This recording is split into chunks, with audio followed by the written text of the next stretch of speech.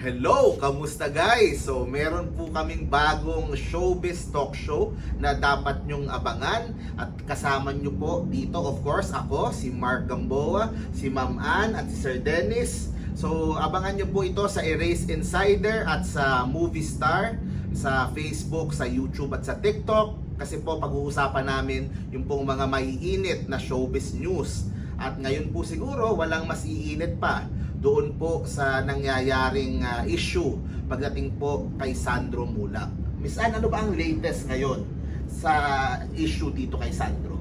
Of course, si Sandro ay super hot topic ngayon na syempre dahil kay Tito OG Diaz, na sabi nga niya ay parang hindi taliwas dun sa sinabi na kumakalat na balita na parang sinasabi kasi nila na wala talagang nangyari. Pero sa kanya, sinabi niya talagang totoong may nangyari na naging midnight snack talaga si Sandro Mulak after the GMA gala na yan. And ang daddy ni Sandro na si Nino Mulak ay talagang nagbanta na. Ang sabi nga niya, inumpisahan nyo, tatapusin ko. Even yung kanyang wife, naglabas na rin ng statement and then yun nga sabi niya parang nadismaya siya kasi nga parang binaboy nga si Sandro for how many years inalagaan, minahal nilang mag-asawa.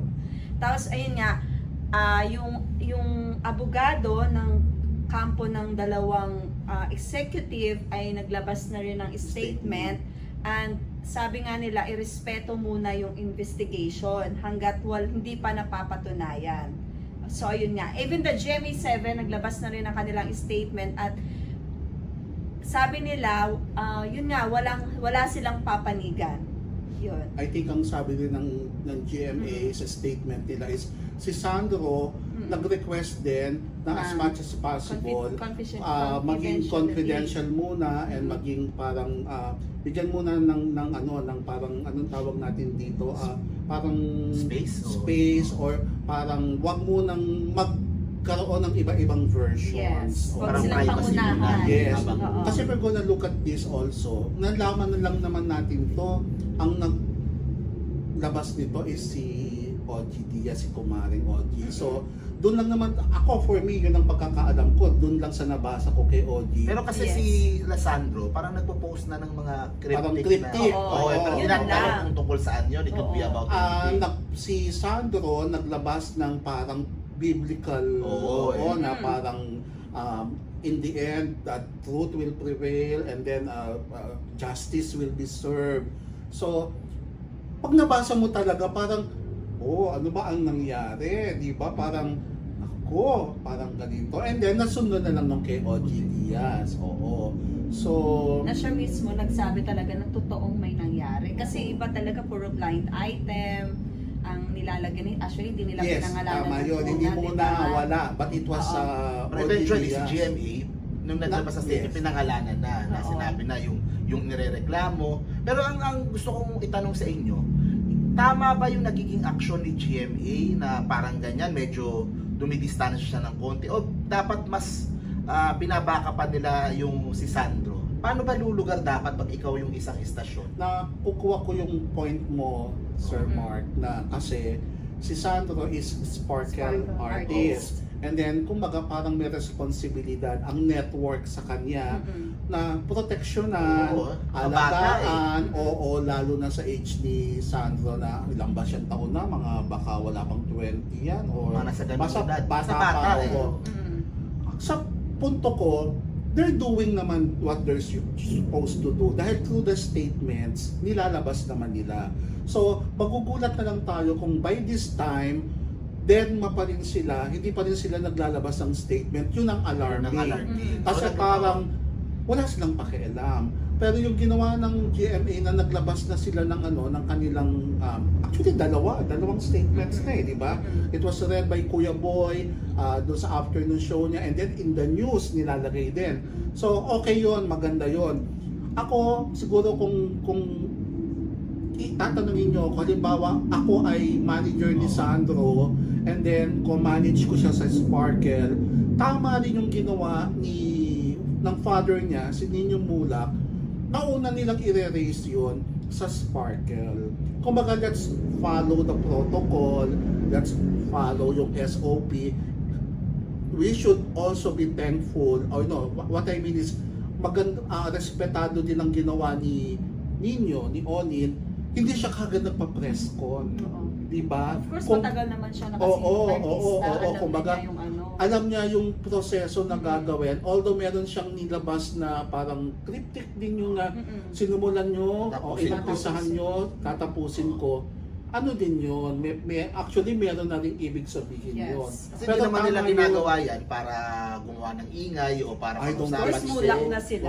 Kumbaga, ako naman, naaawa din ako kasi napakabait na bata yung si Sandro, tapos kung totoo nga yung mga nangyari sa kanya, yung mga nire-report na gano'n, nakakaawa naman. Parang narinig ko, medyo traumatized yata Yes, yung so, bata.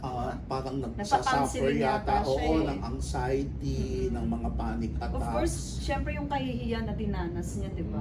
Lahat yun Hindi naman nagpapatong-patong biro ito. Oo. Lalo na napaka-powerful ng social media Oo. ngayon. Saka, let's face it, ang mga mulak is also like a royal family ng Oo. showbiz Of yan. course. Kumbaga, pag mulak ka, isa sa mga royalties ng showbiz yan. So, it's really a major news sa showbiz Hindi lang naman ngayon kung yan. sino lang yun, di ba? Yes, oo. Tama lang din naman na hintayin natin yung magiging outcome ng investigation, and let's put complete confidence and trust sa GMA na Mm-mm. walang whitewash, Yun ang hinihiling ng tao. na ibigay kung meron man talagang hindi magandang nangyari, mabigyan ng justice si Sandro. Pero again, hintayin natin kung anong mag-ano. How about sa ano nila? Kasi ang sinasabi din yung sa news nila, parang baka hindi masyadong nare-report o ano. Parang sinasabi ng mga ibang tao, di ba dapat walang kinikilingan, walang Oo, ano. yes. totoo. Pero sa bagay, kung humingi naman ng privacy yung pamilya, baka, Yes, ayun nga yung hiningi daw ni baka kaya Sandro. hindi nila masyadong nire-report sa balita. So, I think balance lang din naman, nagbe-base sila sa mga statements. Kahit yung mga abogado di ba, naglabas na rin yung Oo. para dun sa, pwede naman natin pangalanan kasi di ba, Of nasabi na course. naman, Sabi I na think naman, Richard and Jojo. So, Pero ano bang trabaho nila sa GMA? Mga head writers sila ng mga alam teleserye ko, ng JP7. alam ko mga script writers sila, oo. Pero head writers, mga mataas ang Yes, pwesto mga head as writers talaga Oo. So, Kasi hindi ang mo nilalabas masisisi ang ano. ng Independent ABS, contractors, independent no? contractors. Pero kasi mas mabigat yung dating kapag head writer yung nakalagay Oo. Pero Mga head Talagang writers. kumbaga, Dumidistansya din sila. nasa kumpanya talaga. Oo. Kumbaga parang full-time employee yan. Yun ang ibig sabihin nun. So, wait and see. wait and see. Tingnan lang Oo, natin. eh. Basta ang ano natin, ako kaibigan natin of course si Lan Nino. So we should pray for them and let's hope na justice will prevail. Yung tamang Yes.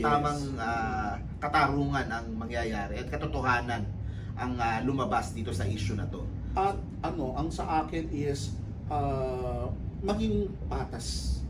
Maging patas na kung may kasalanan, managot. Parusahan. no? Parusahan, oo. Kasi, wag natin pabayaang umiral yung kultura na parang, okay, ngayon balita ito, after a while mawawala Kalimutan na, oo. sasabihin, matatabunan ng iba na namang issues. Tutukan din natin tong issue na to kung ano ang kalalabasan, and then, from there, siguro that's the time din na we can give our opinions Of kung course. Okay. ano ba ang Ano yung mga next na natin. mangyayari.